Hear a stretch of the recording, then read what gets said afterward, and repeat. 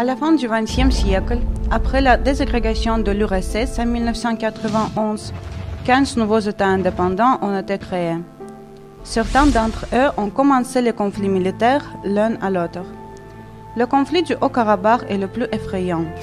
Au cours de ce conflit, 20% des territoires de l'Azerbaïdjan ont été occupés par l'Arménie.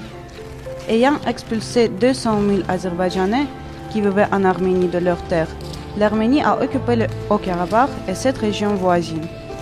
Au cours de l'occupation, les forces armées arméniennes ont commis des crimes contre l'humanité et le génocide de Khojaly était le plus terrible.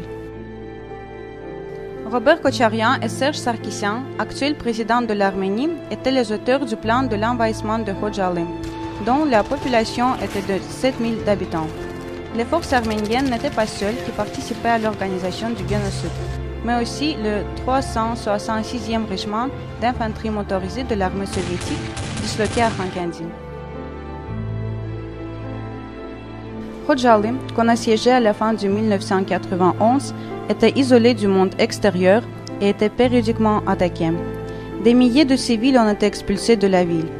Dans la nuit du 25 au 26 février 1992, les forces armées arméniennes, lesquelles auraient été aidées par le régiment numéro 366, ont attaqué la ville.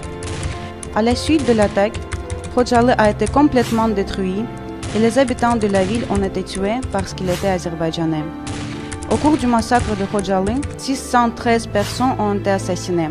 Parmi eux, 63 enfants, 106 femmes, 70 personnes âgées, 25 enfants ont perdu leurs deux parents.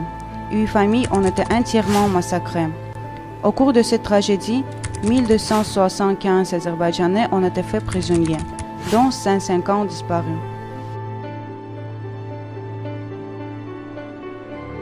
Le génocide de Khojaly est comparé avec des massacres de Srebrenica et de Rwanda.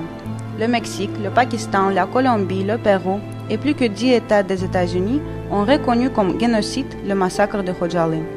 Néanmoins, dans 22 ans après cette tragédie, les coupables n'ont pas été punis et l'appréciation juridique correcte n'a pas été donnée. Pour éviter la répétition de l'histoire et pour le rétablissement de la justice, nous exhortons tout le monde à reconnaître le génocide de Khojaly.